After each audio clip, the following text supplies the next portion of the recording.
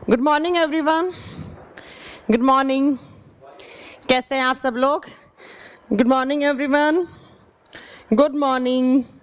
जल्दी से लाइव आएं बच्चे और मुझे बताएं कि मेरी ऑडियो वीडियो सब कुछ ओके है।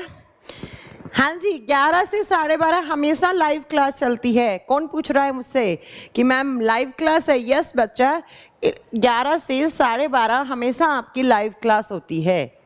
Good morning, good morning, good morning. जल्दी बताओ कैसे हैं आप सब लोग? ठीक है, खुश हो एकदम? कोई दिक्कत तो नहीं है, कोई प्रॉब्लम तो नहीं है? हाँ, मैं भी अच्छी हूँ। चलो फिर स्टार्ट करें आज की क्लास। आकाश बोल रहे हैं मैम क्लास कब स्टार्ट होगी? क्लास स्टार्ट हो चुकी है आकाश। अरे बाप रे, इतना सारा गुड मॉर्निंग। राज, दिनेश, शिवम, विपिन, अंकित, यशेन खान, अनूप प्रजापति, दिनेश जी, कृष्णा, गौरव, संतोष, रौनक, नीतीश, खेमकरण, एमडी, अनूप प्रजापति। अब इतना सारा नाम नहीं ले पाऊंगी मैं। अब हम क्लास स्टार्ट करते हैं। चलिए, तो आज जो आपकी क्लास है वो अगेन किसकी है? बायोलॉजी की क्लास है। और आज की क्लास में हम जहां पर हमने पिछली क्लास छोड़ी थी वहीं से हम आज की क्लास स्टार्ट करने वाले हैं। बायोलॉजी, जिसको आप जीव विज्ञान बोलते हैं बच्चा, है ना? चलो, कुछ बच्चे तो ऐसे भी होंगे जिनका आज फर्स्ट डे होगा, उन्होंने प्रीवियस क्लास नहीं देखी होगी। बच्चों, मैं रिक्वेस्ट करूंगी कि जो बच्चे आज पहली बार इस क्लास को देख रहे हैं वो इससे पहले वाली क्लास जाकर देख लें ताकि उनको पूरा अच्छे से समझ में आए। अब हम क्या पढ़ने वाले हैं बच्चा? तो आज की क्लास में हम प्रीवियस क्लास से आगे पढ़ेंगे। तो लास्ट क्लास में हमने स्टार्ट किया था बायोलॉजी का इंट्रोडक्शन। हमने कुछ नहीं पढ़ा था, सिर्फ और सिर्फ हम बायोलॉजी के इंट्रोडक्शन पे ही अटके हुए हैं अभी तक। तो बच्चों, अब हमने क्या क्या पढ़ा था? तो लास्ट क्लास में मैंने बताया था कि बायोलॉजी का मतलब क्या होता है? To study about livings. जितने भी सजीव हैं आपके चारों तरफ, जितने भी लिविंग ऑर्गेनिजम्स हैं, जितने भी आपके चारों तरफ के एनवायरनमेंट में जो लिविंग्स हैं, सजीव हैं, उन सब के बारे में स्टडी करना क्या कहलाता है? बायोलॉजी कहलाता है। सुनीता, आपका कमेंट आ रहा है, सबका कमेंट आ रहा है यहाँ पर। आपका कमेंट आपको नहीं दिखेगा, टीचर को दिखेगा बच्चा, मुझे दिखेगा। ओके, चलो अब मैं आपका कमेंट नहीं लूंगी क्योंकि कमेंट लूंगी तो मैं यहाँ पर पढ़ा नहीं पाऊंगी और मुझे ज्यादा आप लोगों को कंटेंट देना है। ठीक है, चलो। मैम, मुझे डेंगू प्लस टाइफाइड है। यस, क्लास के एंड में बताऊंगी आपको क्या करना है अगर आपको डेंगू और आपको टाइफाइड है तो। ठीक है, चलो अब सुनो। तो बायोलॉजी में हम किसके बारे में पढ़ते हैं? लिविंग्स के बारे में पढ़ते हैं। बायोलॉजी का मीनिंग क्या होता है? आपके चारों तरफ जितने भी लिविंग्स हैं उन सब के बारे में स्टडी करना कि उन लिविंग्स के क्या क्या कैरेक्टर होते हैं, इन सब के बारे में स्टडी करना ही क्या बोलते हैं हम? आप बोलते हो बायोलॉजी, जिसको हम जीव विज्ञान बोलते हैं। अब मैंने आपको प्रीवियस क्लास में बताया कि भाई लिविंग्स होने के उसके कैरेक्टर क्या क्या होने चाहिए। तो हमने 5 कैरेक्टर पढ़े थे पिछली क्लास में कि कोई भी अगर लिविंग ऑर्गेनिज्म है तो हमें पढ़ना है कि यहाँ पर कि उसके कितने कैरेक्टर होते हैं। अगर लिविंग आपने किसी को बोला है तो ये बताओ मुझे कि उसके कौन कौन से लक्षण हैं। तो सबसे पहला प्रीवियस क्लास में मैंने बताया था कि अगर कोई लिविंग ऑर्गेनिज्म है तो उसके अंदर क्या होना चाहिए? सेल ऑर्गेनाइजेशन होना चाहिए। और सेल ऑर्गेनाइजेशन का मतलब क्या होता है? कोशिकीय संगठन। उसमें बहुत सारी सेल्स होनी चाहिए, सेल्स बननी चाहिए। सेल से टिश्यूज, टिश्यूज से ऑर्गन, ऑर्गन से ऑर्गन सिस्टम, ऑर्गन सिस्टम से सारा का सारा क्या बनना चाहिए? उसका लिविंग बॉडी बनना चाहिए। पॉइंट क्लियर है मेरा? प्रीवियस क्लास में पढ़ा चुकी हूँ कैसे बनता है जाइगोट से टिश्यू वगैरह, सब कुछ पढ़ा चुकी हूँ।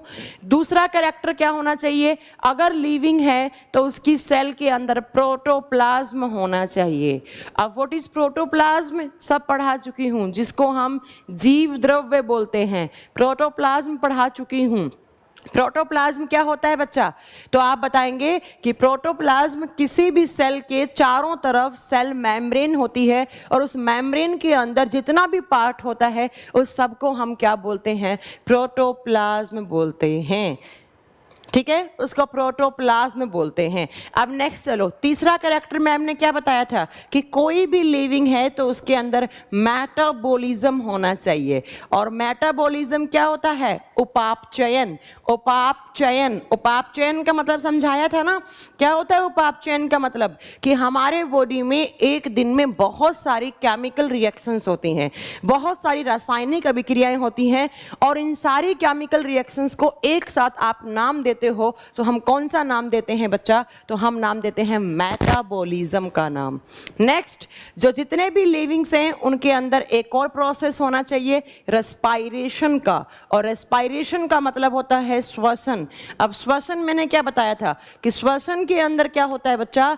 एनर्जी बनती है, ऊर्जा बनती है। क्या बनती है? ऊर्जा बनती है। और वो ऊर्जा कैसे बनती है? जो हमारी सेल्स के पास ग्लूकोज होता है उसके ब्रेकडाउन से। उसके ब्रेकडाउन से क्या बनती है? एनर्जी। तो कभी भी कोई आपसे पूछ ले कि रेस्पिरेशन का मीनिंग क्या होता है, तो कोई भी ये नहीं बोलेगा कि एयर लेना, CO2 छोड़ना, ऑक्सीजन लेना, CO2 छोड़ना, ये सब बकवास है। आपको बोलना है रेस्पायरेशन का मतलब होता है टू जनरेट एनर्जी, ऊर्जा का बनाना, और वो ऊर्जा हमारी सेल्स में स्टोर होती है।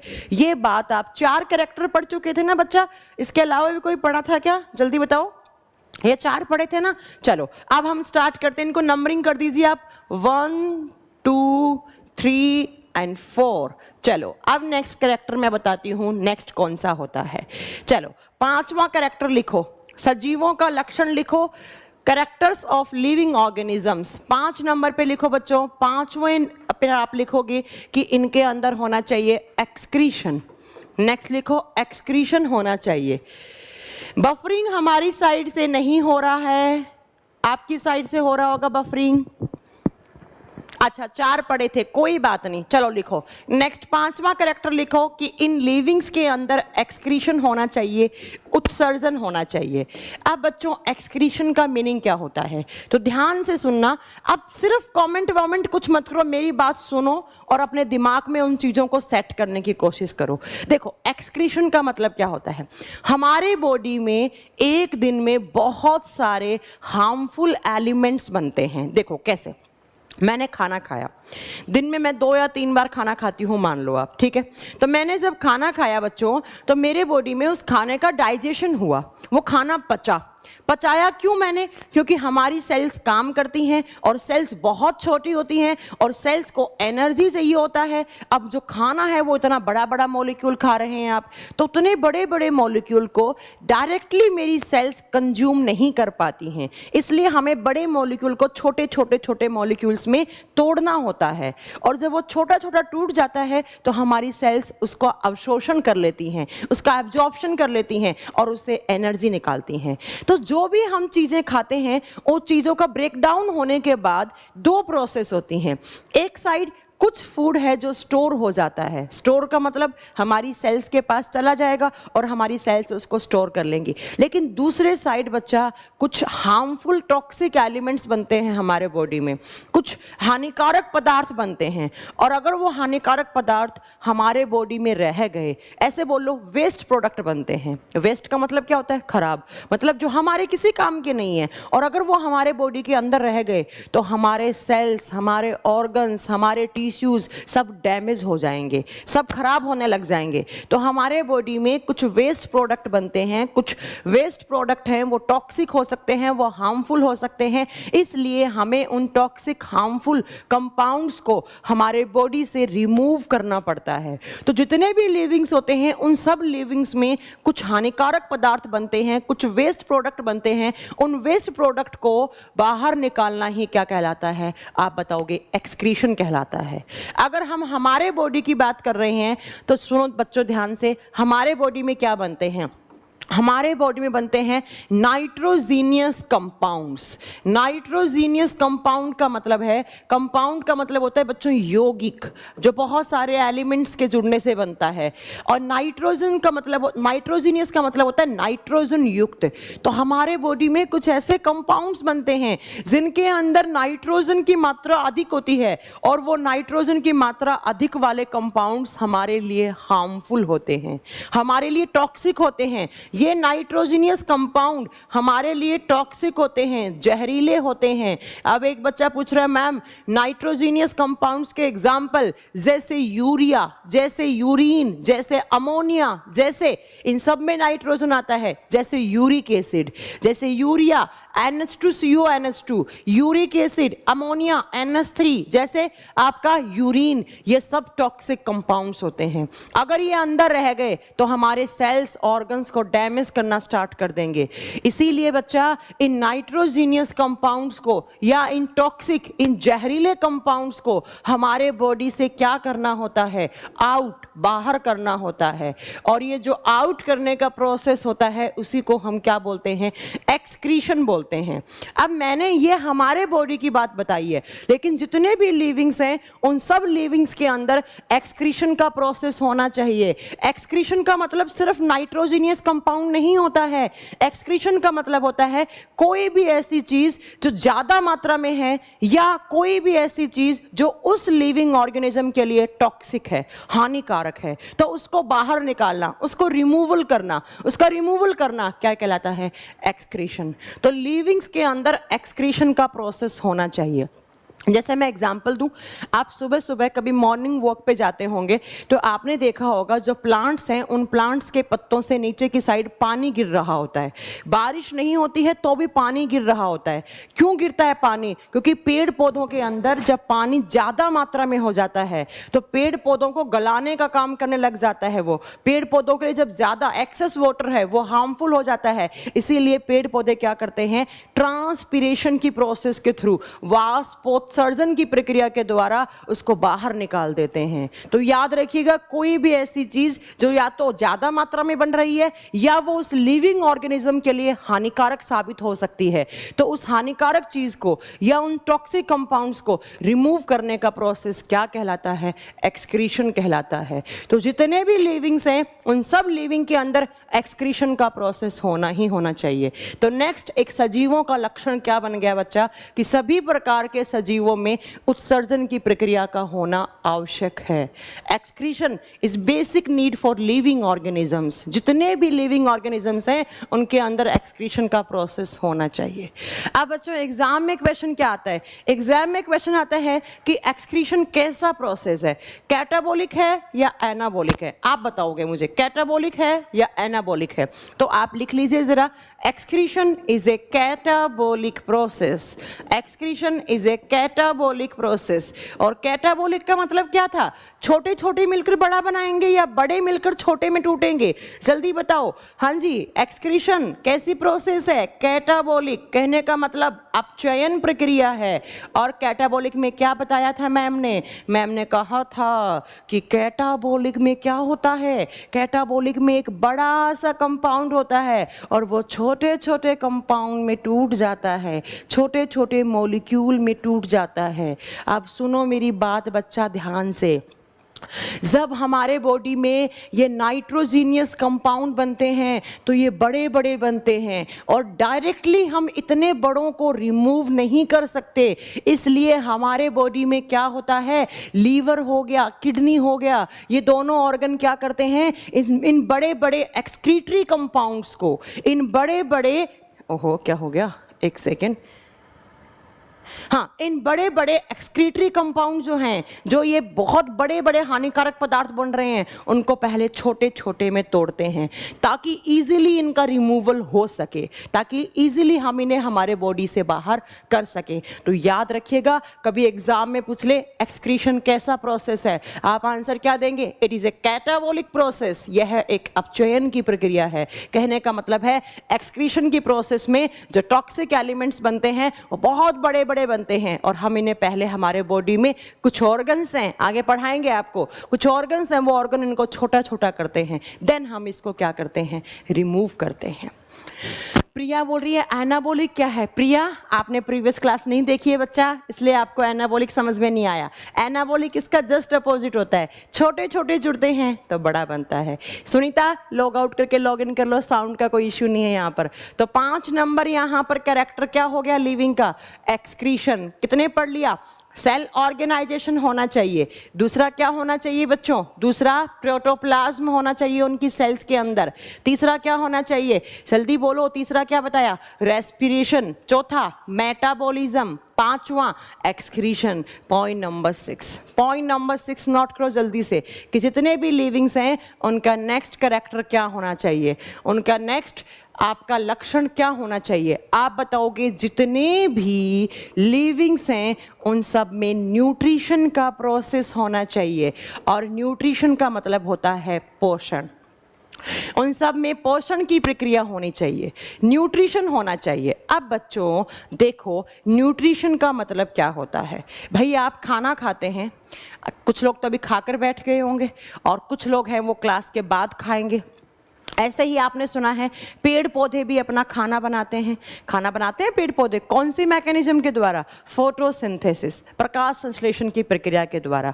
न्यूट्रिशन का मतलब क्या होता है? अगर मैं आपसे ये पूछूं बच्चों कि आप लोग खाना क्यों खाते हो, आप मुझे क्या आंसर दोगे? कि मैम ऊर्जा बनाने के लिए। हमारे शरीर में ऊर्जा बनती है खाने से, एनर्जी जनरेट होती है खाने से। आप सब मुझे एक ही लाइन में यही आंसर दोगे। तो हम एनर्जी बनाने के लिए बाहर से जितने भी न्यूट्रिएंट्स का इनटेक करते हैं, उस इनटेक करने की प्रोसेस को न्यूट्रिशन बोलते हैं। हमारे बॉडी में हम बहुत सारे न्यूट्रिएंट का मतलब है पोषक तत्व। मतलब कहने का मतलब है कि कोई भी एक लिविंग ऑर्गेनिज्म है, कोई भी एक सजीव है, तो उसके बॉडी में सेल्स हैं, टिश्यूज हैं, ऑर्गन्स हैं। उसके शरीर में कोशिकाएं, उत्तक और अंग पाए जाते हैं, और ये कोशिकाएं, उत्तक, अंग जब काम करते हैं, कार्य करते हैं, तो उनको ऊर्जा चाहिए होती है। और वो ऊर्जा कहाँ से मिलती है? न्यूट्रिएंट से मिलती है, डाइट से मिलती है। या कुछ ऐसे लिविंग ऑर्गेनिजम्स हैं जो अपना खाना अंदर ही बना लेते हैं, अपने बॉडी के अंदर ही बना लेंगे। अपने लिविंग बॉडी के अंदर उनके पास ऐसा मैकेनिज्म पाया जाता है, उनका ऐसा मशीनरी सिस्टम होता है कि वो अंदर ही खाना बना लेते हैं। ठीक है, कुछ होते हैं जो बाहर से खाते हैं, कुछ हैं जो अंदर ही बना लेते हैं। तो बच्चों जितनी भी हमारे बॉडी में एनर्जी बनती है, उस एनर्जी को बनाने के लिए जो भी हम न्यूट्रिएंट लेते हैं या कोई लिविंग ऑर्गेनिज्म अपने अंदर ही न्यूट्रिएंट बनाता है, तो उस प्रोसेस को हम क्या बोलते हैं? न्यूट्रिशन का प्रोसेस, पोषण की प्रक्रिया बोलते हैं। पोषण वह प्रक्रिया है जिसमें किसी भी सजीव के शरीर में ऊर्जा बनाने के लिए बाहर से पोषक तत्वों को ग्रहण किया जाता है, या कोई सजीव अपने शरीर में ही पोषक तत्वों का निर्माण करता है। उस प्रोसेस को हम न्यूट्रिशन का प्रोसेस बोलते हैं। अब अगर मैं हमारी बात करूं तो हम क्या क्या खाते हैं खाने में, बता सकते हो आप? हम कौन कौन से न्यूट्रिएंट लेते हैं, मैं बताऊं जरा? देखो बच्चा क्या क्या खाते हैं। हम खाते हैं कार्बोहाइड्रेट। कार्बोहाइड्रेट को हिंदी में बोलते हैं शर्करा। जैसे आपने क्या क्या खाया शर्करा खाने के लिए? आपने जूस पिया, आपने कोई भी फल खाया, सेब खाया, आम खाया, अमरूद खाया, कुछ भी खाया आपने रोटी खाई, आपने सब्जियां खाई, इन सब से हमें क्या मिलता है? कार्बोहाइड्रेट। आपने रोटी खाई, आपने सब्जियां खाई, आपने फल खाया, आपने कोई मिठाई खाई, आपने कोई जूस पिया, इन सब से कार्बोहाइड्रेट मिलती हैं। तो पहला न्यूट्रिएंट हमारा क्या हो गया? कार्बोहाइड्रेट। दूसरा प्रोटीन। आपने दाल खाया, आपने दूध पिया, आपने और क्या खाया बच्चा? दाल खाया, दूध पिया, मशरूम खाया, या आपने कोई भी नॉनवेज खाया, उसके चिकन मटन खाया, तो इन सब में भी क्या होता है? प्रोटीन होता है। तीसरा आप खाते हैं बच्चा तेल, घी, चिकन, मटन, चीज, इन सब के अंदर पाई जाती हैं फैट, वसा। तो तीन तो ये खाते हैं। इसके अलावा आप कुछ मिनरल्स भी लेते हैं। मिनरल्स बोले तो खनिज तत्व है, जैसे बच्चों calcium, magnesium, phosphorus, sulphur, zinc, ये सब लेते हैं हम बाहर से। आयरन, ये सब लेते हैं हम। और कुछ हम विटामिन खाते हैं, विटामिन खाते हैं बच्चों। तो ये वो न्यूट्रिएंट हैं जो हमारे बॉडी में हम खाते रहते हैं। ओके, कुछ समझ में आया? तो जितने भी हम न्यूट्रिएंट खा रहे हैं, देखो आप इतनी सारी चीजें खा रहे हैं, तो इनको खाने की जो प्रोसेस है, इसी को बोलते हैं हम nutrition. Intake of nutrient for generating energy in human body is known as nutrition. Nutrition वह प्रक्रिया है जहां पर हम पोषक तत्वों को ग्रहण करते हैं और किसके लिए? ऊर्जा बनाने के लिए। हाँ, विटामिन लिख तो दिया, विटामिन आप अलग से नहीं लेते हो, इन सब की फॉर्म में ही विटामिन आ जाती हैं। जैसे अगर मैंने आपको बोला कि आपने दूध पिया तो दूध में विटामिन भी होता है, दूध में प्रोटीन भी होता है। जैसे आपने नॉनवेज खाया तो नॉनवेज में फैट भी होता है, प्रोटीन भी होता है एंड विटामिन भी होता है। तो विटामिन अलग से नहीं लेते हो आप। तो याद रखिएगा बच्चा कि क्या याद रखना है, न्यूट्रिशन की प्रोसेस में कोई भी एक लिविंग ऑर्गेनिज्म है उसे सरवाइव करने के लिए एनर्जी, ऊर्जा चाहिए होती है, और उस ऊर्जा को बनाने के लिए जो भी न्यूट्रिएंट खाता है वो न्यूट्रिएंट बनाता है। अब मैम बनाता है, कैसे बनाता है? तो सुनो बच्चों, ध्यान से सुनना मेरा पॉइंट। जो प्लांट्स होते हैं, ये जो न्यूट्रिशन है ना, न्यूट्रिशन की प्रोसेस दो मोड में होती है। दो टाइप से न्यूट्रिशन होता है। एक होता है बच्चा ऑटोट्रोप्स या ऑटोट्रॉफिक, आप मोड लिखो, इसके दो मोड होते हैं। ऑटोट्रॉफिक का मतलब होता है स्वपोषी, स्वपोषी, और दूसरी साइड लिखो हेटेरोट्रॉफिक, दूसरी साइड लिखेंगे हम हेटेरोट्रॉफिक का मतलब होता है परपोषी। अब देखो बच्चों, ऑटो का मतलब होता है अपने आप। ऐसे लिविंग ऑर्गेनिजम्स जो अपना खाना खुद बनाते हैं, अपने अंदर ही, अपने लिविंग बॉडी के अंदर ही खाना बना लेंगे, अंदर ही न्यूट्रिएंट बना लेंगे, तो उस प्रोसेस को, मतलब ऐसे लिविंग ऑर्गेनिजम्स को क्या बोलेंगे? ऑटोट्रॉफिक लिविंग ऑर्गेनिज्म, स्वपोषी, स्वपोषी। मैम दूध में B5 होता है ना? अरे रुको यार, अभी हमने कुछ नहीं पढ़ाया है, अभी रुक जाओ, सिर्फ आप सुनते जाओ। बाल सफ़ेद कैसे होते हैं सब बताएंगे हम। B5 की कमी से बाल सफ़ेद होते हैं, B7 की वजह से आपके बाल झड़ने लग जाते हैं।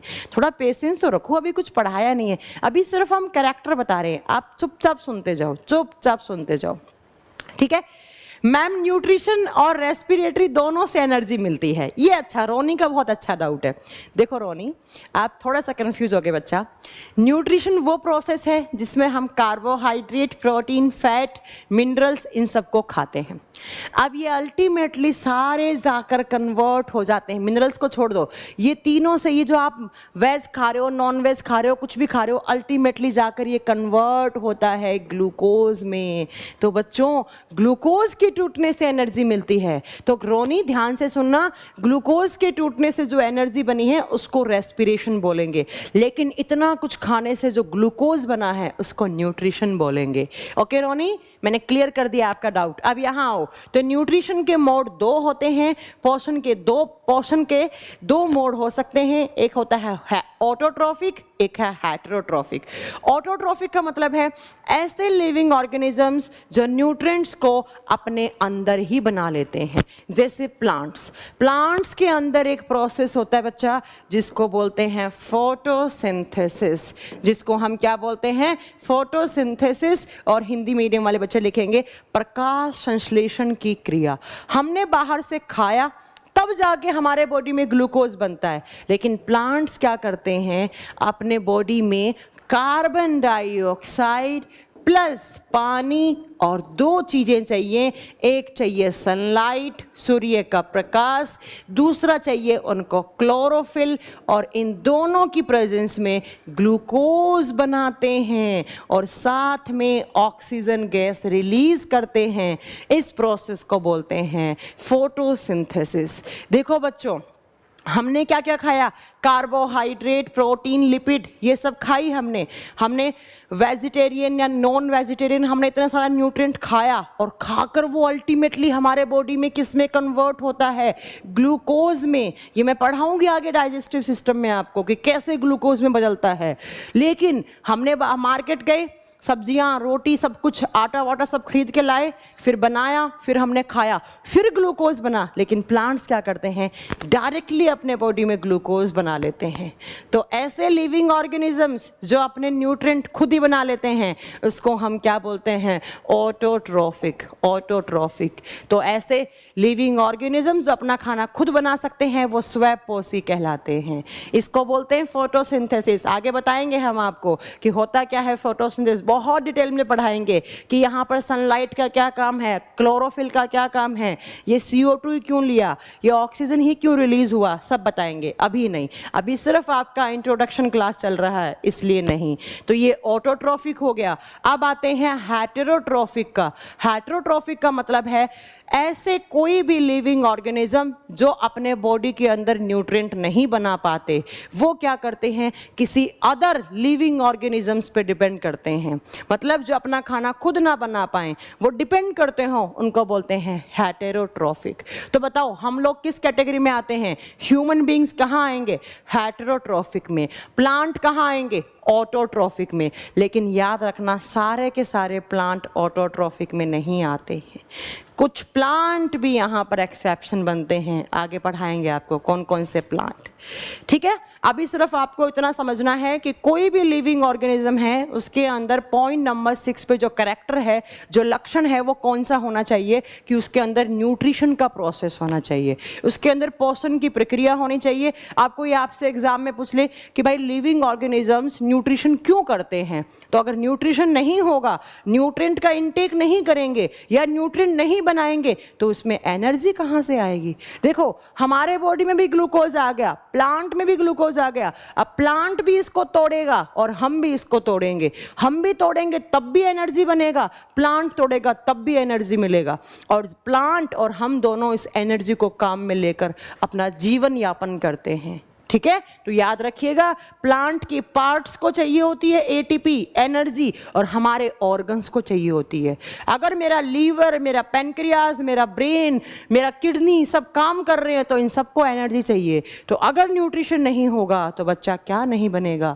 आप बता दोगे क्या नहीं बनेगी? एनर्जी नहीं बनेगी, क्योंकि न्यूट्रिशन से ही हमें ग्लूकोज मिलता है, और ग्लूकोज नहीं होगा तो एनर्जी नहीं बनेगा, क्योंकि ग्लूकोज के टूटने से ही तो क्या बन रही है? ग्लूकोज के जलने से, ग्लूकोज के टूटने से क्या बनता है?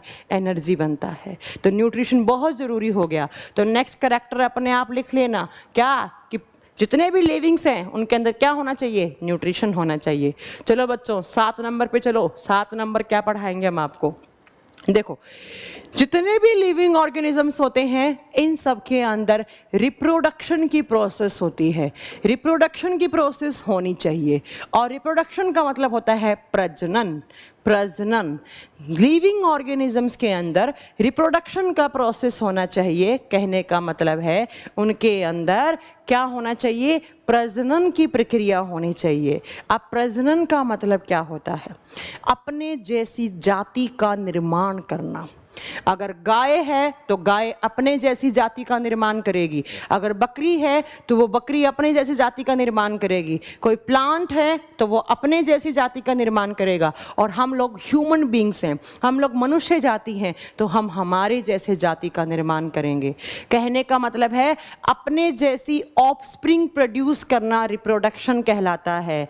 रिप्रोडक्शन भी एक बायोलॉजिकल प्रोसेस होता है। बायोलॉजिकल का मतलब जानते हैं? मतलब ह्यूमन बॉडी के अंदर या लिविंग बॉडी के अंदर होने वाला बायोलॉजिकल प्रोसेस, जैविक प्रक्रिया है ये भी। और जैविक का मतलब क्या बताया है मैम ने? लिविंग बॉडी के अंदर होने वाला। तो ये भी एक बायोलॉजिकल प्रोसेस है, और जिसके अंदर क्या? अपने जैसी जाति का निर्माण होता है, अपने जैसी ऑफस्प्रिंग प्रोड्यूस करना। ऑफस्प्रिंग का मतलब यहाँ पर संतान या संतति होता है।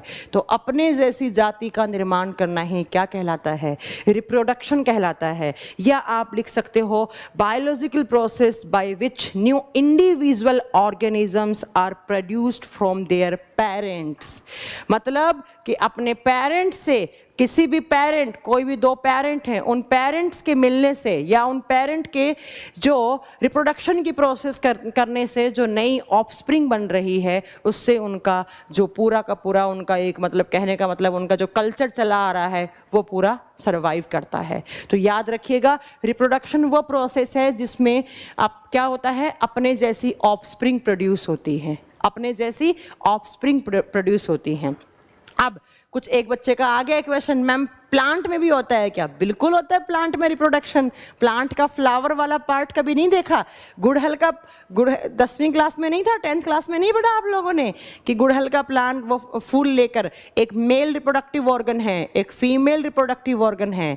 नहीं पढ़ा? मैं लेकर आऊंगी, तुम लोगों को दिखाऊंगी गुड़हल का वो फूल, अगर मिलेगा तो मुझे। चलो अब बच्चों, तो अपने जैसी जाति का निर्माण करना ही रिप्रोडक्शन कहलाता है।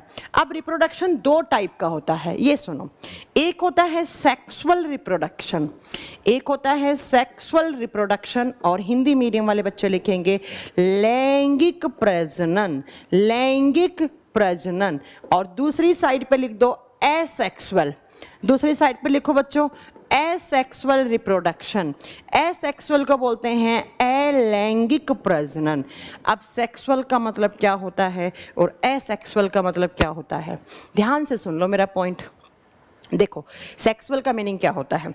ऐसा रिप्रोडक्शन जो सेक्सुअल ऑर्गन्स के थ्रू हो, जो किसके थ्रू हो? सेक्सुअल ऑर्गन्स के थ्रू। कहने का मतलब है लैंगिक अंगों के थ्रू हो। एक लैंगिक अंग होगा मेल वाला, एक होगा फीमेल वाला। Male and female sexual organs का जिसमें इन्वॉल्वमेंट हो उसको बोलते हैं हम सेक्सुअल रिप्रोडक्शन। जिसमें नर और मादा के जनन अंग भाग लेते हैं उसको लैंगिक प्रजनन कहते हैं। कैसे भाग लेते हैं? सुनो बच्चों, जो मेल रिप्रोडक्टिव ऑर्गन होगा वो बनाता है स्पर्म, और स्पर्म को बोलते हैं शुक्राणु, और जो फीमेल रिप्रोडक्टिव ऑर्गन होता है वो बनाता है ओवा, ओवा को बोलते हैं अंडाणु। और जब और स्पर्म और ओवा मिलते हैं तो फर्टिलाइजेशन होता है और यहाँ पर जाइगोट बनता है। अब जाइगोट क्या बताया था मैम ने? युग्मनज क्या था? किसी भी लिविंग बॉडी की फर्स्ट सेल क्या कहलाती है? जाइगोट। अब जाइगोट से क्या बनेगा बच्चों? टिश्यूज। टिश्यूज से क्या बनेगा? ऑर्गन। ऑर्गन से क्या बनेंगे? Organ system. और एक बेबी मतलब एक नया ऑफस्प्रिंग, एक नई संतान पैदा हो जाएगी। तो सुनो जरा ध्यान से, एक बार फिर से सुनो कि रिप्रोडक्शन क्या होता है? अपने जैसी जाति का निर्माण करना रिप्रोडक्शन प्रोसेस कहलाता है। रिप्रोडक्शन 2 प्रकार का होता है बच्चा, एक होता है सेक्सुअल रिप्रोडक्शन, एक होता है एसेक्सुअल। सेक्सुअल का मतलब होता है ऐसा रिप्रोडक्शन जो सेक्सुअल ऑर्गन्स के थ्रू हो। मतलब एक मेल सेक्सुअल ऑर्गन होगा, एक फीमेल सेक्सुअल ऑर्गन होगा। जो मेल वाला है वो स्पर्म शुक्राणुओं का निर्माण करता है, और जो फीमेल वाला है वो ओवा अंडाणुओं का निर्माण करता है। और जब शुक्राणु अंडाणु मिलते हैं तो एक सेल बनती है, उसको हम जाइगोट बोलते हैं। फिर एक सेल से बहुत सारी सेल्स बनती हैं, और बहुत सारी सेल्स के ग्रुप को हम टिश्यू बोलते हैं, उत्तक बोलते हैं। उत्तकों के मिलने से अंग बनते हैं, ऑर्गन्स, ऑर्गन से ऑर्गन सिस्टम, और ऑर्गन सिस्टम से एक नई ऑफस्प्रिंग बन जाती है, एक नई ऑफस्प्रिंग बन जाती है। अब रोनी कह रहा है एम्ब्रियो छूट गया। रोनी थोड़ा पेशेंस रखो, एम्ब्रियो फीटस चाइल्ड सब बताएंगे, थोड़ा रुको। ओके, तो ऐसा सेक्सुअल, ऐसा रिप्रोडक्शन जो सेक्सुअल ऑर्गन्स के थ्रू हो, जिसमें सेक्सुअल ऑर्गन्स का इन्वॉल्वमेंट हो, उसको क्या बोलेंगे? Sexual reproduction. एंड याद रखना कि ह्यूमन बींग्स में हमेशा हमेशा हमेशा सेक्सुअल रिप्रोडक्शन होता है। सिर्फ और सिर्फ कौन सा होता है? ह्यूमन बॉडी का, जब मनुष्य का या जानवरों का, एनिमल्स का लिख लो आप। जो एनिमल्स होते हैं या जो ह्यूमन बींग्स होते हैं उनमें सिर्फ और सिर्फ सेक्सुअल रिप्रोडक्शन है। कहने का मतलब वहां पर जाइगोट बनता है, वहां पर male and female reproductive organs का इन्वॉल्वमेंट रहता है। अब आते हैं हम एसेक्सुअल की तरफ। एसेक्सुअल का मतलब होता है ऐसा रिप्रोडक्शन जिसमें सेक्सुअल ऑर्गन्स की नीड ना हो, जिसमें लैंगिक अंगों का कोई भी इन्वॉल्वमेंट ना हो, मतलब जहां पर सेक्सुअल ऑर्गन्स होते ही नहीं हैं, कोई और प्रोसेस है जिसके थ्रू एक नया ऑफस्प्रिंग बन जाता है, एक नया संतान बन जाता है। कैसे? तो एक दो एग्जांपल बताती हूं आपको, ध्यान से सुनना। मान लो यहां पर कोई एक बैक्टीरिया है, ये एक जीवाणु है। अब ये बैक्टीरिया क्या करता है, ऐसे इस बैक्टीरिया के ऊपर थोड़ा बहुत, इस बैक्टीरिया की जो मेम्ब्रेन है ये फूल जाती है आगे की साइड, और इसका साइटोप्लाज्म इंक्रीज हो जाता है और एक आगे की साइड ऐसे एक बड बन जाती है।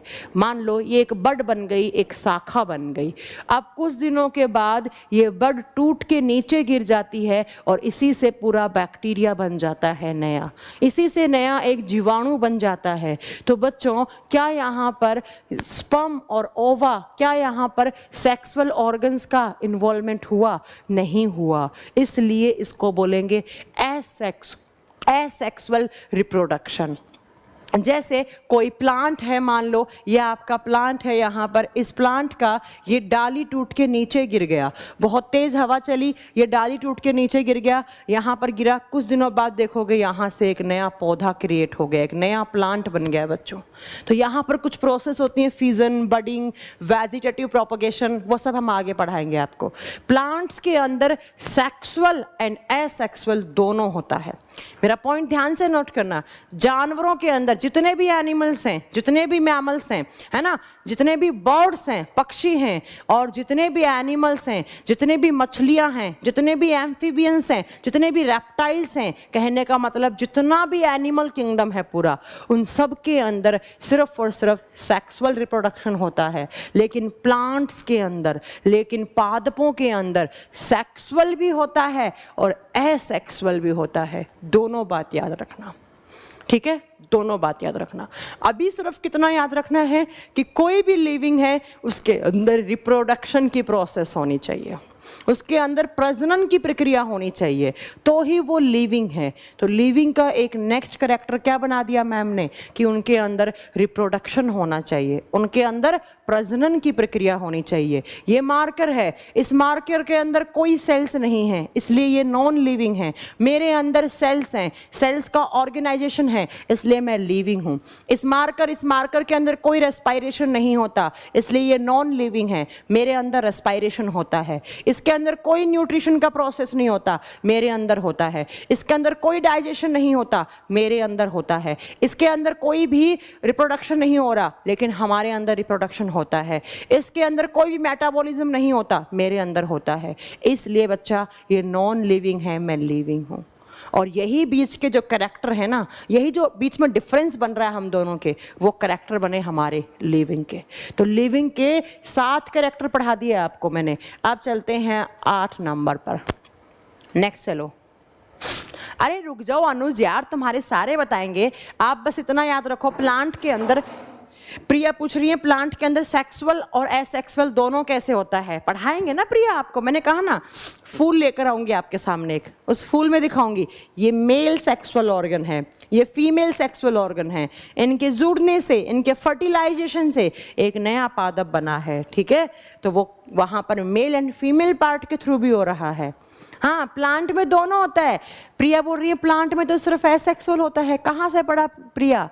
प्लांट के अंदर सेक्सुअल एंड एसेक्सुअल दोनों होता है बच्चा, दोनों होता है, ठीक है? दोनों होता है। कैसे होता है? फ्लावर वाले पार्ट में होता है, फूल वाले पार्ट में होता है, बताएंगे आपको आगे। अब एक पूछ रहा है मैम ट्विंस कैसे होते हैं। अरे बताएंगे, अभी रुक जाओ, आज ही पूछ लोगे क्या सब कुछ? चलो अब नेक्स्ट सुनो, नेक्स्ट प्रोसेस कौन सी होनी चाहिए लिविंग्स के अंदर। कितने नंबर लक्षण हो गया? 8 नंबर ना, एक बार बताना। 8 नंबर ही है ना? हाँ जी 8 नंबर ही है। चलो 8 नंबर पे आता है डाइजेशन का प्रोसेस। 8 नंबर पे आता है डाइजेशन। नेक्स्ट लिखो पाचन की प्रक्रिया, डाइजेशन। जितने भी लिविंग ऑर्गेनिजम्स हैं उनका नेक्स्ट कैरेक्टर होना चाहिए कि उनमें डाइजेशन का प्रोसेस होना चाहिए। प्लांट में दोनों होते हैं, क्यों कंफ्यूज हो रहे हो? हम सब पढ़ाएंगे, रुको तो सही। कैसे होता है? फ्लावर वाले पार्ट में सेक्सुअल होता है और कुछ प्लांट्स होते हैं जिनमें एसेक्सुअल होता है। अब एक बोल रहे मैम एनिमल में दोनों में होता है। एनिमल में एसेक्सुअल कहाँ से होने लग गया बच्चा?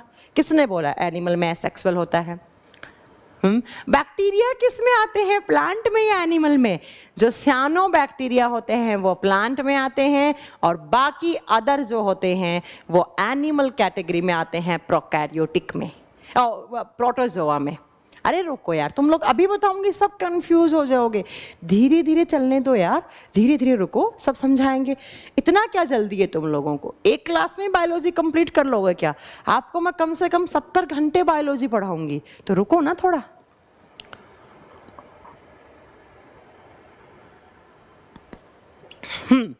चलो अब चलो नेक्स्ट प्रोसेस पे, डाइजेशन। नेक्स्ट जो कैरेक्टर है कि जो जितने भी लिविंग ऑर्गेनिजम्स हैं उन सबके अंदर डाइजेशन होना चाहिए। अब डाइजेशन क्या होता है, तो सबसे पहले लिख लो, digestion is a catabolic process. अब बच्चों कैटाबोलिक का मतलब क्या होता है, बताओ जरा जल्दी बताओ, कैटाबोलिक का मतलब क्या होता है? बड़ा छोटे में टूटता है तो उसको हम क्या बोलते हैं, कैटाबोलिक बोलते हैं। अब डाइजेशन में क्या टूटता है, देखो डाइजेशन का मतलब क्या होता है, ब्रेक डाउन ऑफ फूड। जितना भी आपने फूड खाया है, फूड का मतलब क्या है, खाना, जितना भी आपने खाना खाया उसका टूटना, उसका ब्रेक डाउन होना। आप खाना खाते हैं ऐसे बड़े बड़े कंपाउंड्स, लेकिन बच्चों आपके बॉडी में हैं सेल्स, कोशिकाएं। सेल्स इतनी छोटी होती हैं कि आप उनको नेक्ड आई से देख ही नहीं सकते, आप उनको नग्न आंखों से नहीं देख सकते।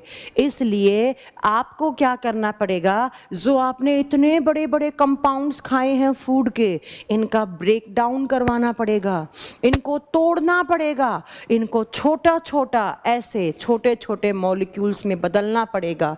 इतना छोटा तोड़ना पड़ेगा कि ये छोटे मॉलिक्यूल्स हैं, ये हमारी सेल्स के द्वारा अवशोषित कर लिए जाएं।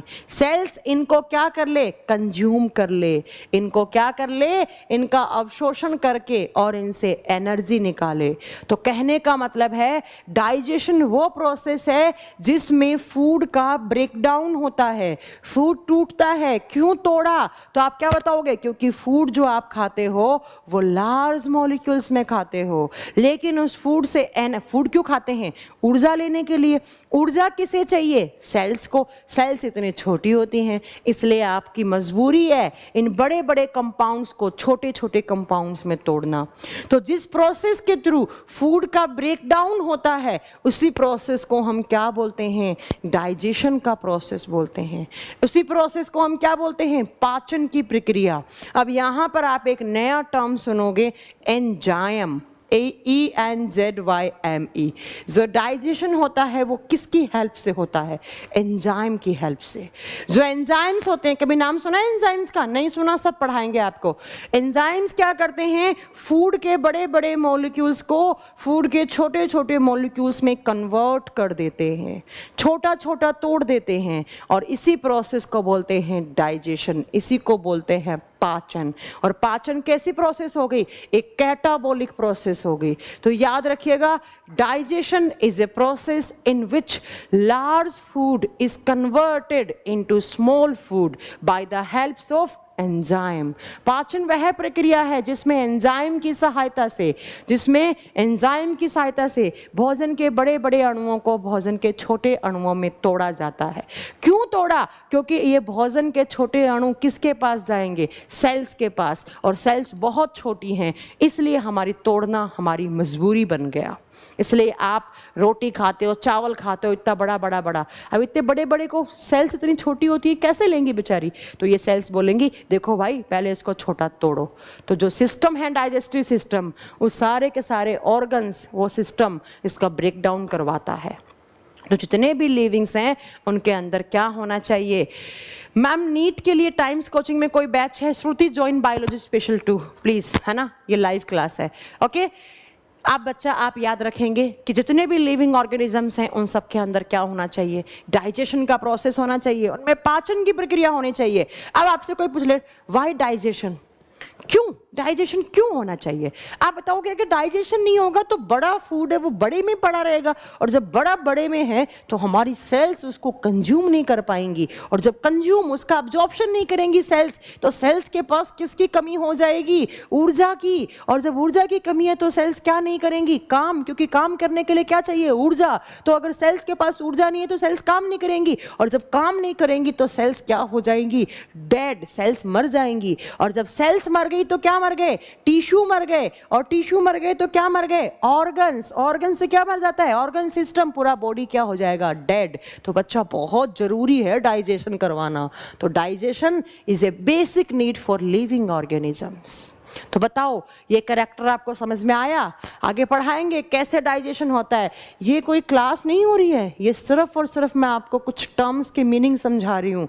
मैंने आपको आज से 20 दिन बाद बोला कि बच्चों आज मैं आपको डाइजेस्टिव सिस्टम पढ़ाऊंगी, तो मैं उम्मीद करूंगी कि मेरे बच्चों को इसका मीनिंग पता हो कि what is the meaning of digestion, कि कम से कम उनको डाइजेशन का मीनिंग पता हो कि यस मैम ने स्टार्टिंग में पढ़ाया था पहली क्लास में कि डाइजेशन का मीनिंग क्या था, कि जो लार्ज फूड था उसको स्मॉल फूड में कन्वर्ट करना। और डाइजेशन से क्या मिलती है? ऊर्जा मिलती है। डाइजेशन क्यों जरूरी है? क्योंकि मैम ऊर्जा मिलती है। तो उस टाइम पर मैं ये राम गाथा नहीं बताऊंगी, उस टाइम पर सीधा बताऊंगी चलो आज से स्टार्ट करेंगे डाइजेस्टिव सिस्टम।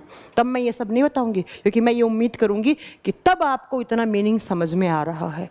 इसलिए मैं आपके ऊपर 4 घंटे खर्च कर रही हूँ, ठीक है? चलो, तो नेक्स्ट करेक्टर क्या बन गया लिविंग्स का, कि उनके अंदर क्या होना चाहिए? डाइजेशन होना चाहिए बच्चा। ओके, चलो नेक्स्ट करेक्टर नंबर 9, लक्षण नंबर 9 लिखो। 9 नंबर पे आता है वो है एडेप्टेशन। अडेप्टेशन, अडेप्टेशन का मतलब होता है बच्चों अनुकूलन। अनुकूलन का मतलब क्या होता है? कभी सुना है आपने अडेप्टेशन का कैरेक्टर होना चाहिए लिविंग्स के अंदर?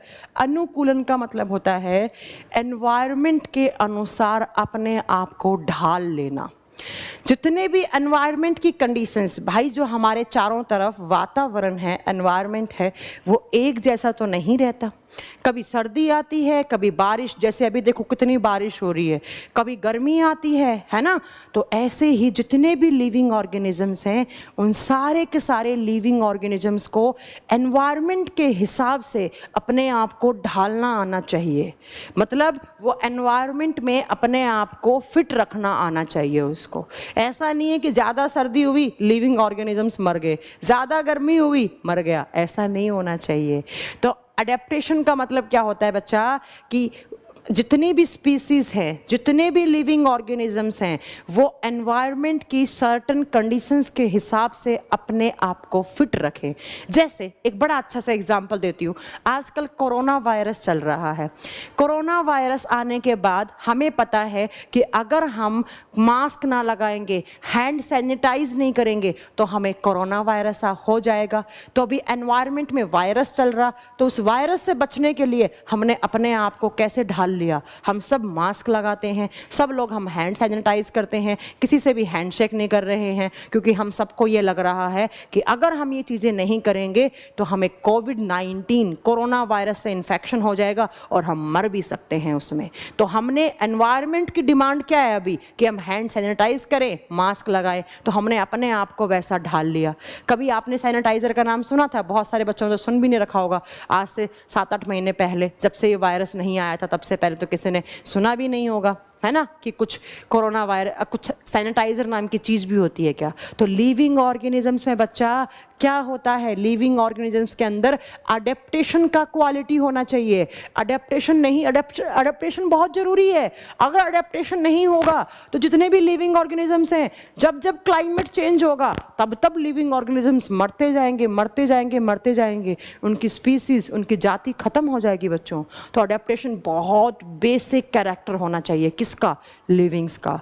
तो एनवायरनमेंट के अनुसार अपने आप को ढाल लेना किसी भी लिविंग ऑर्गेनिज्म का क्या कहलाता है? तो क्या बताओगे? अडेप्टेशन। यस, एक बच्चे ने बोला, गगनदीप ने, प्लांट्स कैसे एनवायरनमेंट में फिट रहेगा?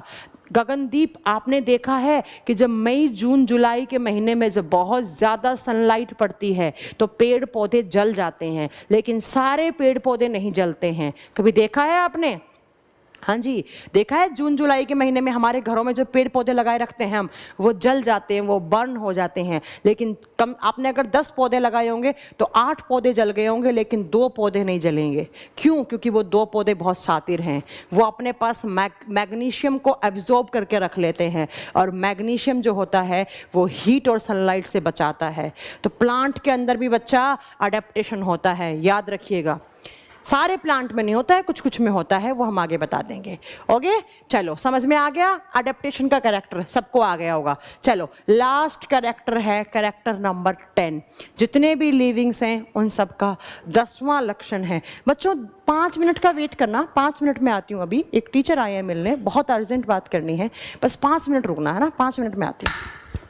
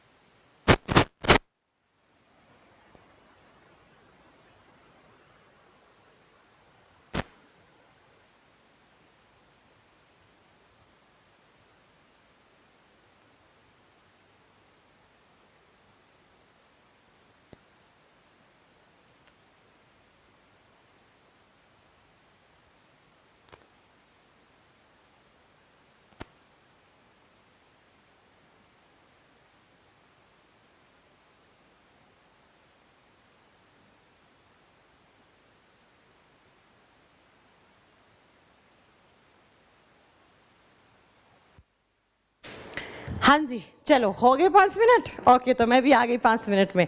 चलिए, तो मैम वॉइस नहीं आ रही है। वॉइस आती कहाँ से? जब हम माइक ऑफ कर दिया था तो वॉइस कहाँ से आती बच्चों? वॉइस आती तो हमारी आवाज़ नहीं सुननी आती थी। चलो अब सुनो बच्चों, तो पॉइंट नंबर 10 कौन सा है? देखो, पॉइंट नंबर 10 पे आएगा लाइफ साइकिल, कि जितने भी लिविंग ऑर्गेनिजम्स होते हैं उनका प्रॉपर एक लाइफ साइकिल होता है, एक जीवन चक्र होता है उनका। कहने का मतलब है जितने भी लिविंग ऑर्गेनिजम्स हैं तो उसमें संतोष यादव कह रहे हैं मैम बाहर से आते हुए समोसा लेते हुए आना, भूख लगी हुई है। भूख तो मैम को भी लगी हुई है। मैम को समोसा खिलाते हुए अच्छे लगोगे या मैम से खाते हुए अच्छा लगोगे? है चालाक बच्चे तुम। चलो सुनो ध्यान से, देखो 10 नंबर पे क्या लिखा मैम ने? मैम ने लिखा कि कोई भी लिविंग ऑर्गेनिज्म है उसका प्रॉपर एक लाइफ साइकिल होना चाहिए, उसका एक जीवन चक्र होना चाहिए। जीवन चक्र का मतलब क्या है? जब से वो जिसका उसका जन्म होता है, जब से वो लिविंग ऑर्गेनिज्म बनता है, इस दुनिया में आता है, और जब तक वो मरता नहीं है, तो जो बोर्न से लेकर और जो डेथ के बीच का जो चक्र है उसी को बोलते हैं life cycle of living organisms. कैसे बच्चा? एनडीए का कोई भी क्वेश्चन नहीं छूटने दूंगी मैं, तुम सुन तो लो यार गौरव चौधरी, पहले पढ़ तो लो यार थोड़ा सा। देखो बच्चों, तो लाइफ साइकिल होता है जितने भी लिविंग ऑर्गेनिजम्स हैं उनके अंदर। जैसे मैं अगर एग्जाम्पल दूं ह्यूमंस का कैसे होता है, ऐसे ही सब जानवरों का होता है, गाय का, भैंस का, कुत्ते का। हाँ, उनकी जातियों के आधार पर डिपेंड, उनकी स्पीसीज कौन सी स्पीसीज है। जैसे आपने सुना होगा कि जो कछुआ है वो कम से कम 200-250 साल और सबसे ज्यादा मतलब 300-350 साल तक भी जिंदा रहता है ना। ऐसे बहुत सारे लिविंग ऑर्गेनिज्म हैं, उनका अलग अलग लाइफ साइकिल रहता है। अगर हम बात करें किसकी? ह्यूमंस की, तो ह्यूमन का लाइफ साइकिल कैसे रहता है? तो ह्यूमन का लाइफ साइकिल में सबसे पहले आपको पता होना चाहिए कि ह्यूमंस बनते कैसे हैं, मनुष्य जाति का निर्माण कैसे होता है। तो मनुष्य जाति का निर्माण होता है स्पर्म एंड ओवा के मिलने से। स्पर्म का मतलब होता है शुक्राणु और ओवा का मतलब होता है अंडाणु। जब ये शुक्राणु और अंडाणु मिलते हैं बच्चों तो यहाँ पर बनता है एक सेल, और इस सेल को हम क्या बोलते हैं? जाइगोट। इसको हम युग्मनज बोलते हैं। तो सबसे पहली स्टेज क्या आई ह्यूमन बीइंग्स का? तो आप क्या बोलेंगे? जाइगोट आई। क्या बना सबसे पहले? जाइगोट। अब जाइगोट क्या होता है? सिंगल सेल, एक सेल होता है। अब ये सेल अपने आप को डिवाइड करेगी और ऐसे बहुत सारी सेल्स बन जाएंगी, और बहुत सारी सेल्स के ग्रुप को हम क्या बोलते हैं?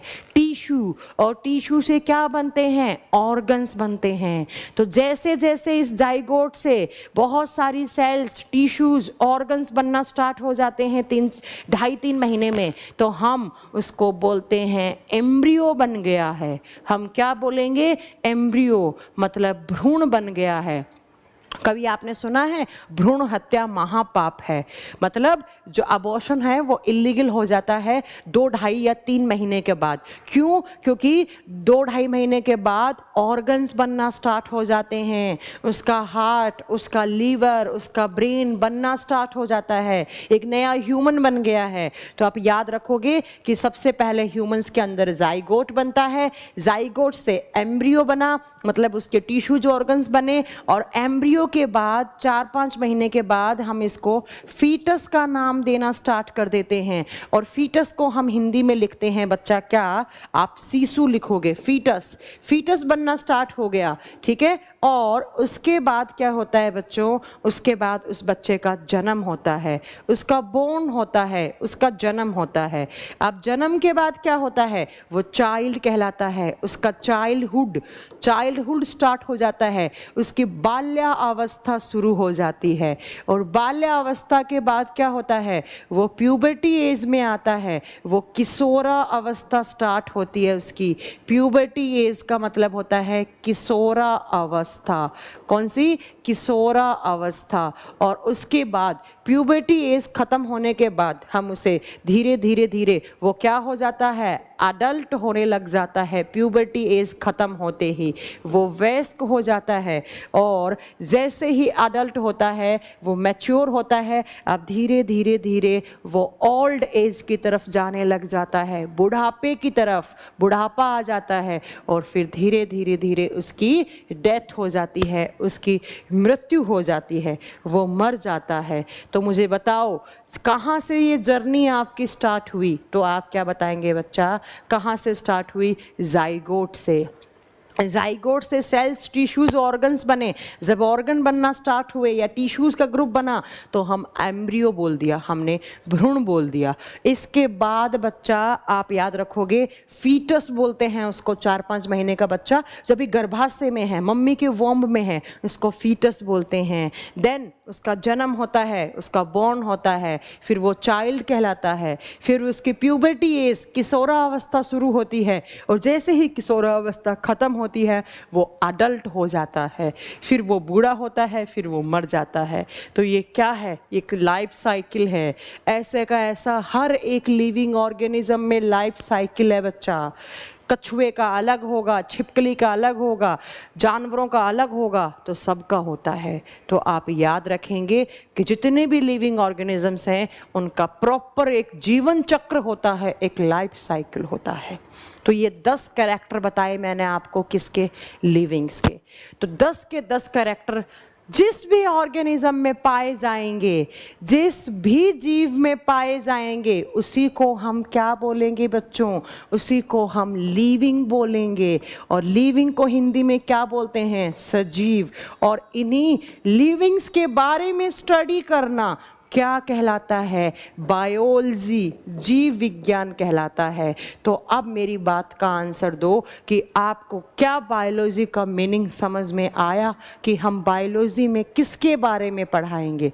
तो आप क्या बताओ? मैम ऑर्गन एंड एम्ब्रियो एक ही चीज़ है क्या? नहीं बच्चा, किशन इसको ऐसे बोल सकते हैं कि एम्ब्रियो के अंदर ऑर्गन्स बनना स्टार्ट हो जाते हैं। ठीक है, तो आप बताओ मुझे बायोलॉजी का मीनिंग समझ में आया? बायोलॉजी का मीनिंग, आपको मैं 70 से 80 घंटे बायोलॉजी पढ़ाने वाली हूँ, तो मतलब मैं किसके बारे में पढ़ाऊंगी? लिविंग्स के बारे में। और जब नॉन लिविंग्स के बारे में बात करते हैं तो हम साइंस में ही बात करते हैं, लेकिन नॉन लिविंग्स के बारे में हम एटम में पढ़ते हैं। एटम बोले तो परमाणु, और एटम कहाँ पढ़ा जाता है? फिजिक्स एंड केमिस्ट्री में पढ़ा जाता है बच्चों। तो जब भी आप साइंस की नॉन लिविंग चीज़ों के बारे में बात करते हैं तो क्या बताओगे आप? एटम के बारे में पढ़ते हैं कि एटम में इलेक्ट्रॉन, प्रोटॉन, न्यूट्रॉन, ये सब क्या होते हैं, कौन सा फोर्स बनता है, कौन सा, ये सब आप किस में पढ़ते हैं? फिजिक्स एंड केमिस्ट्री में। लेकिन जब हम लिविंग्स के बारे में बात करते हैं तो साइंस की कौन सी, विज्ञान की कौन सी ब्रांच? बायोलॉजी। तो मैं अगर 70 से 80 घंटे आपको बायोलॉजी पढ़ाऊंगी तो सिर्फ और सिर्फ किसके बारे में बात करूंगी? लिविंग्स के बारे में, और उनके कैरेक्टर्स के बारे में बात करूंगी। और यही एग्जाम में क्वेश्चन आते हैं, यही एग्जाम में क्वेश्चन आते हैं। तो biology is all about livings. सजीवों के बारे में अध्ययन करना ही क्या कहलाता है? बायोलॉजी कहलाता है। तो ये बायोलॉजी का मीनिंग था। अभी तक कुछ नहीं पढ़ाया, सिर्फ बायोलॉजी का मीनिंग बताया आपको कि भाई आप किसी को बताओगे मैं बायोलॉजी की क्लास कर रहा हूँ, सामने वाला पूछेगा क्या पढ़ रहे हो तुम बायोलॉजी में, तो तुम उसे आप बता सकते हो कि लिविंग्स के बारे में पढ़ते हैं हम। आप पूछे लिविंग्स क्या होता है, पूछे प्लांट्स लिविंग है, आप बोलोगे हाँ, वो बोलेगा क्यों है लिविंग, आप बताओगे प्लांट में रिप्रोडक्शन होता है, प्लांट में न्यूट्रिशन होता है, प्लांट में एक्सक्रीशन होता है, प्लांट में सेल्स होती हैं, प्लांट में टिश्यूज होते हैं, प्लांट का लाइफ साइकिल होता है, प्लांट में अडेप्टेशन होता है, तो प्लांट लिविंग। तुरंत उसको आंसर दे सकते हो आप।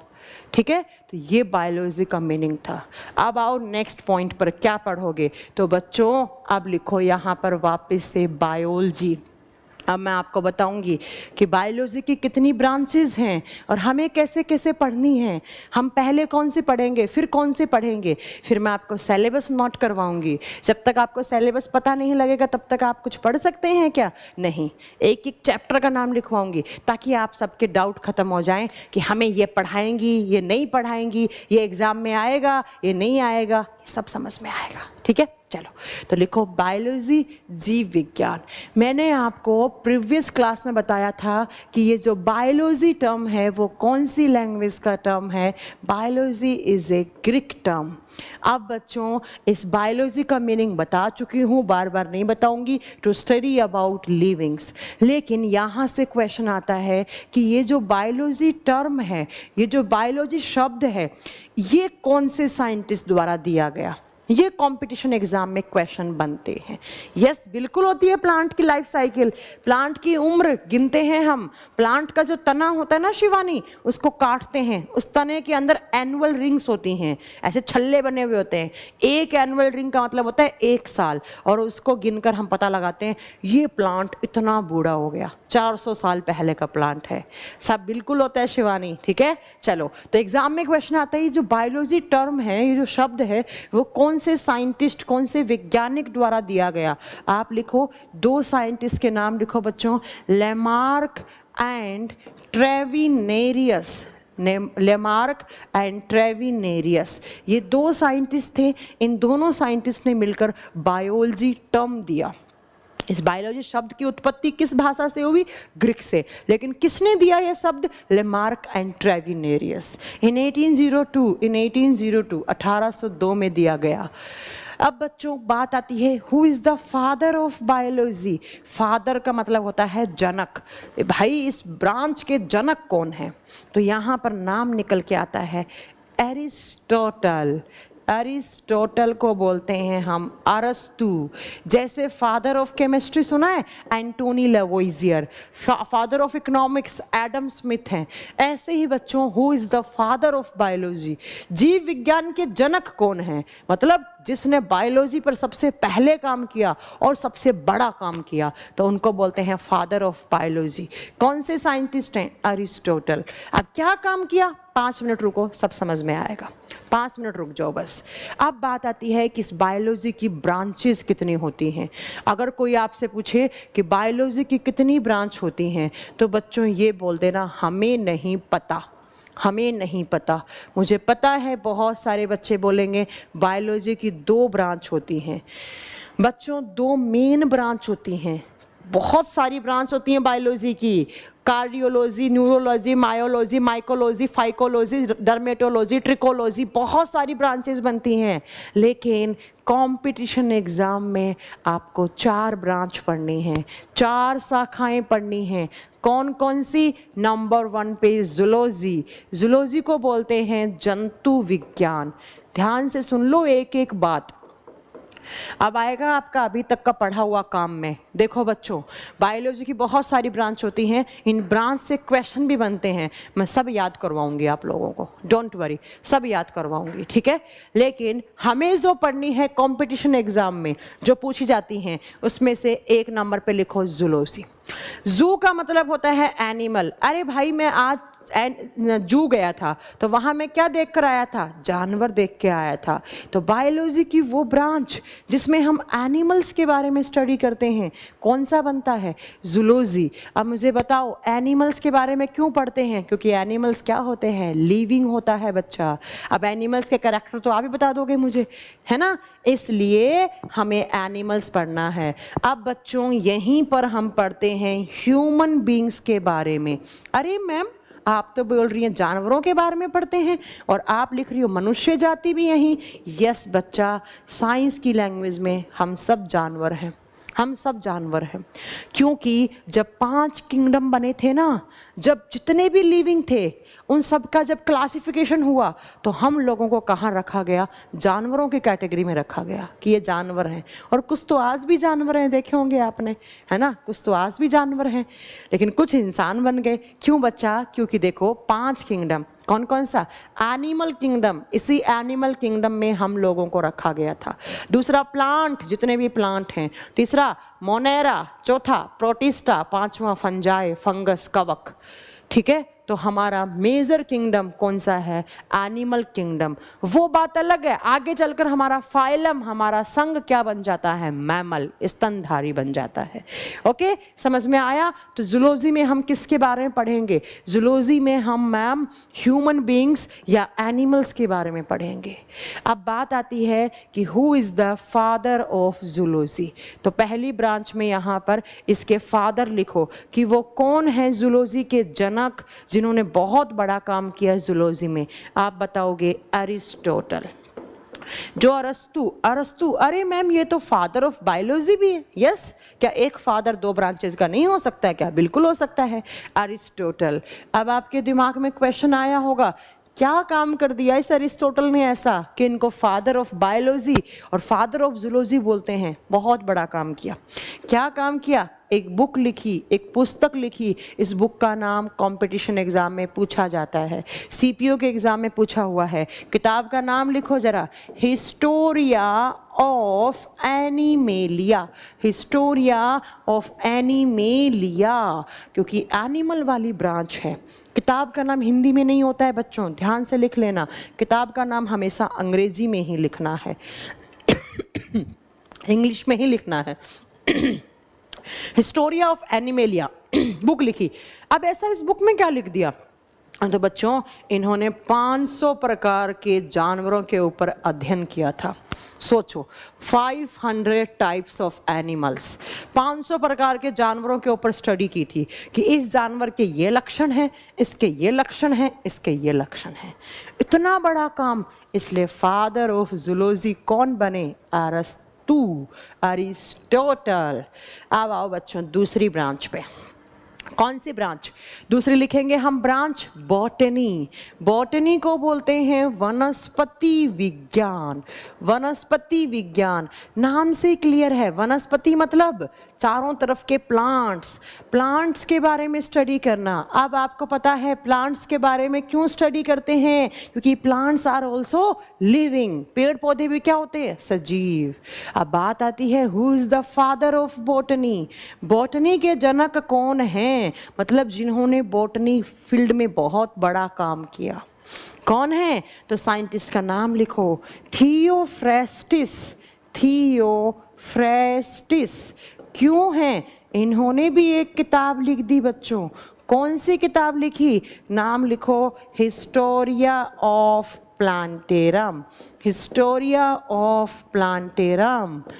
और इसके अंदर क्या लिख दिया? इन्होंने क्या किया? 500 पादपों के ऊपर अध्ययन किया और उनके कैरेक्टर लिख दिए अपनी किताब में। कि आपने देखा होगा बच्चों, कुछ प्लांट्स के ऊपर फल लगते हैं, फूल लगते हैं, कुछ के ऊपर सिर्फ फूल लगते हैं, फल नहीं लगते। अरे कुछ प्लांट पे तो फल फूल दोनों नहीं लगते, तो सबके कैरेक्टर अलग हो गए ना। तो क्यों हो गए? क्यों? ये सब इसके ऊपर अध्ययन करके यहाँ पर लिखा।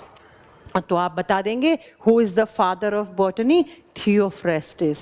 ये दूसरी ब्रांच है जहां से कंपटीशन एग्जाम में क्वेश्चंस बनते हैं। चलो बच्चों, आप तीसरी लिखते हैं ब्रांच को।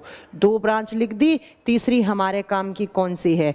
तो बच्चों, मेरे प्यारे बच्चों, ध्यान से सुन लो। छोटे छोटे बच्चों, छोटे भाई बहनों मेरे, ध्यान से सुन लो यहाँ से कि तीसरी ब्रांच बनती है माइक्रोबायोलॉजी। माइक्रोबायोलॉजी कभी सुना है? मैं माइक्रोबायोलॉजी से पीएचडी कर रहा हूं, तो हम क्या करें? मैं माइक्रोबायोलॉजी से एमएससी कर रहा हूं, तो हम क्या करें?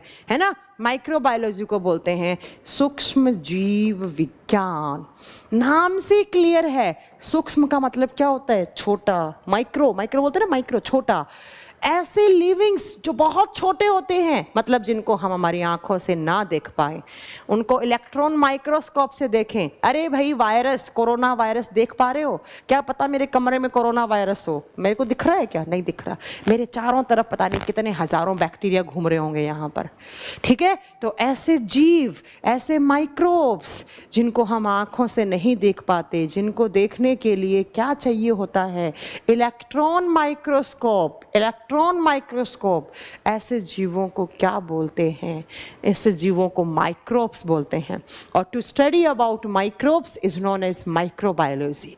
फॉर एग्जाम्पल, बैक्टीरिया, जीवाणु, लिख दो जीवाणु। फॉर एग्जाम्पल, वायरस, यहीं पढ़ेंगे हम। वायरस विषाणु होता है हिंदी में।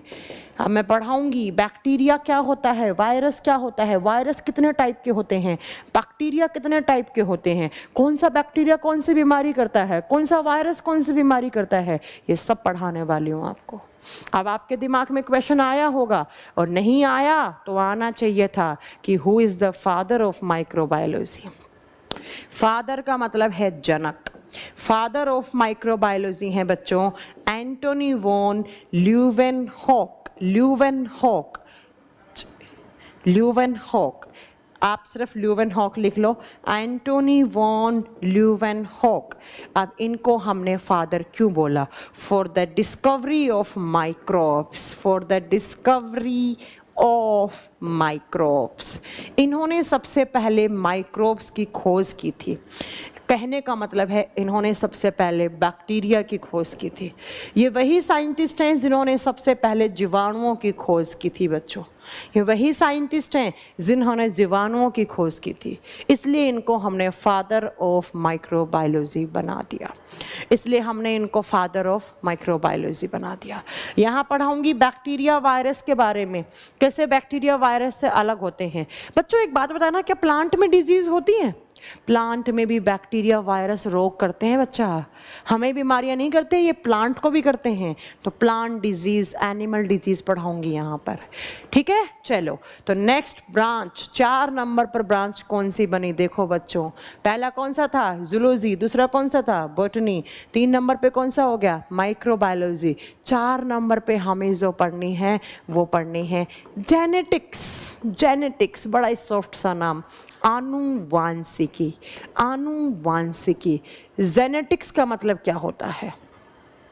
मैंने एक चीज बताई आपको बच्चों कि लिविंग्स के अंदर रिप्रोडक्शन होता है, और रिप्रोडक्शन का मतलब क्या होता है? अपने जैसी जाति का निर्माण करना। अब जो अपने जैसी जाति बनती है ना, उसके अंदर अपने जैसे कैरेक्टर भी होते हैं, अपने जैसे लक्षण भी होते हैं। तो वो कैरेक्टर एक जनरेशन से दूसरी जनरेशन में कैसे ट्रांसफर हुए, और जब वो ट्रांसफर हुए तो उसमें क्या क्या वेरिएशन आए, वो सब पढ़ना जेनेटिक्स कहलाता है। एक जनरेशन से, एक पीढ़ी से दूसरी पीढ़ी में लक्षण कैसे स्थानांतरित होते हैं, और जब वो होते हैं तो उनमें क्या क्या वेरिएशंस आ सकते हैं, क्या क्या विविधताएं हो सकती हैं, ये सब पढ़ना क्या कहलाता है? जेनेटिक्स कहलाता है, आनुवंशिकी कहलाता है।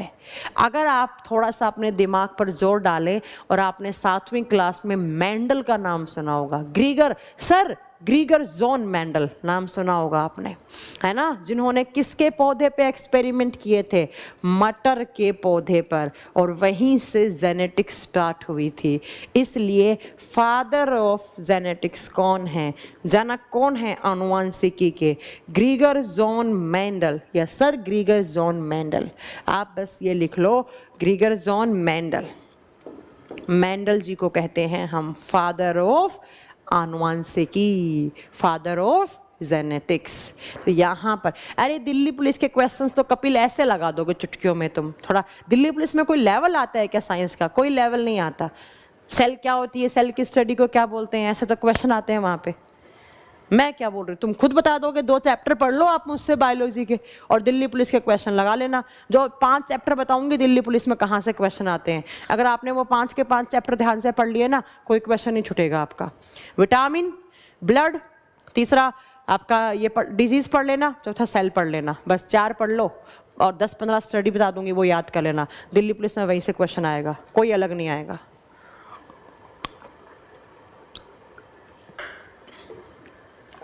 ठीक है। तो फादर ऑफ जेनेटिक्स कौन बने बच्चा? मेंडल। तो यहां पर पढ़ाऊंगी genetics, gene, chromosome, genetic diseases पढ़ाऊंगी। यहां पर मेंडल के 3 लॉ पढ़ाऊंगी। ये सब बच्चा आप याद रखेंगे। ये 4 मेन ब्रांच हैं जो हमें किस में पढ़नी है? बायोलॉजी में। तो बच्चों देखो कौन कौन सी पढ़ेंगे?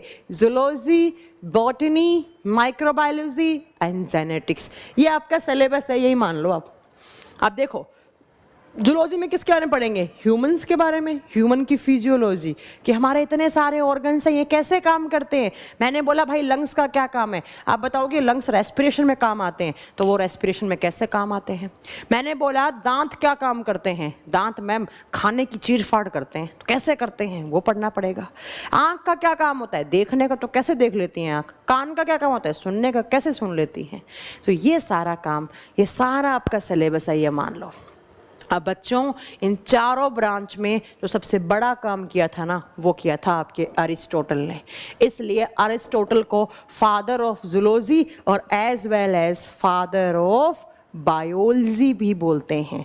तो लिख लेना, अरिस्टोटल को ही जंतु विज्ञान और जीव विज्ञान जो दोनों का जनक माना जाता है।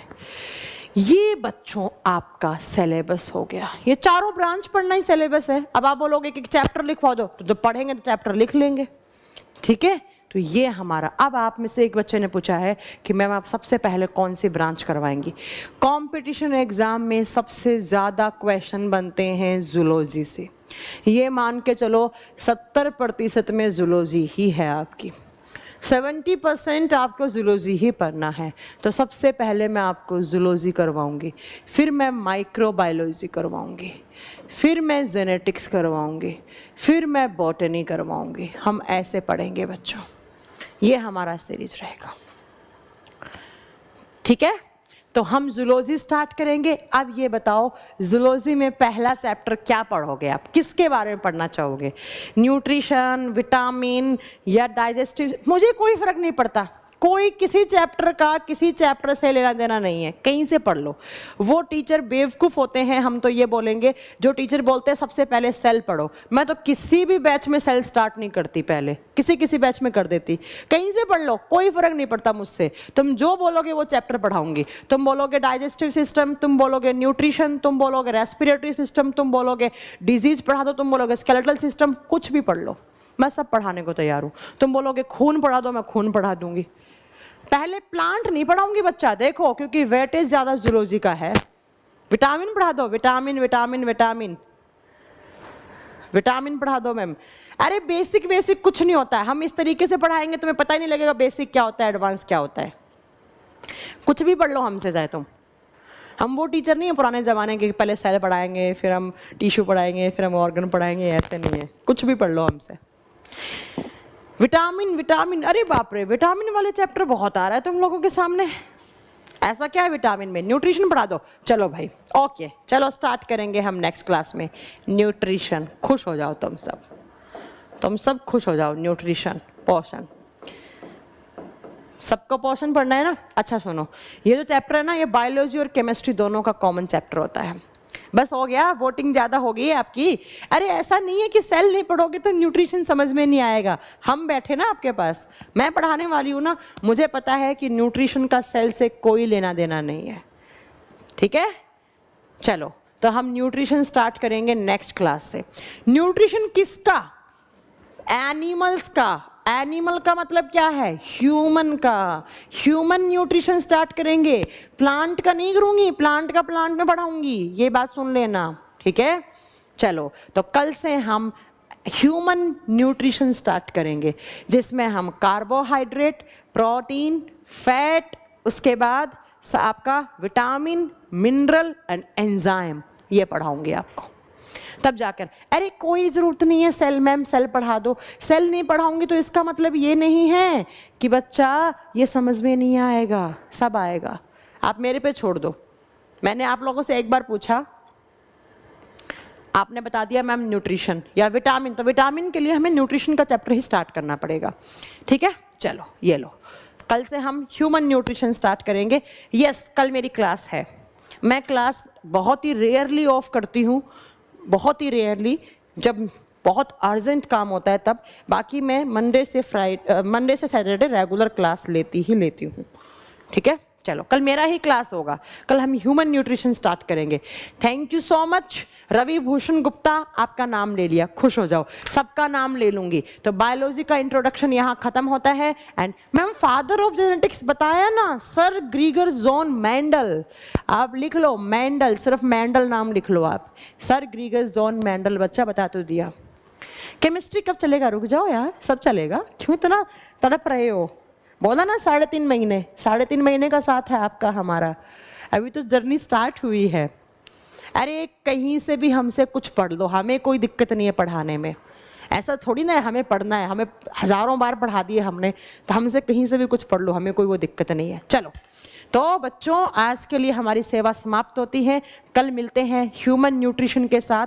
ये चैप्टर बायोलॉजी एंड केमिस्ट्री का कॉमन चैप्टर होता है। कैसे होता है कल की क्लास में बताती हूँ आपको। केमिस्ट्री में इसको बोलते हैं बायोमोलिक्यूल्स, जैविक अणु, और बायोलॉजी में इसको बोलते हैं ह्यूमन न्यूट्रिशन। दोनों एक ही बात है, कहीं पढ़ लो चाहे। ये पढ़ाने के बाद डाइजेस्टिव सिस्टम पढ़ा दूंगी, वो याद रख लेना, क्योंकि इसके जस्ट तुरंत डाइजेस्टिव सिस्टम पढ़ोगे ना, मजा आएगा पढ़ने में आपको। इसलिए ये चैप्टर खत्म हुआ, डाइजेस्टिव सिस्टम स्टार्ट कर दूंगी, मजा आ जाएगा आपको पढ़ने में। Thank you so much, bye bye, take care, अपना ध्यान रखें, क्योंकि 12:30 मेरी अगली क्लास है, इसलिए बाय बाय, बात नहीं कर सकती ज्यादा। Thank you so much. हम आपको डॉक्टर नहीं बनाएंगे, हम आपका एग्जाम में एक भी क्वेश्चन नहीं छूटने देंगे बायोलॉजी और केमिस्ट्री वाला, ये मेरा वादा है तुम लोगों से। Thank you so much, bye.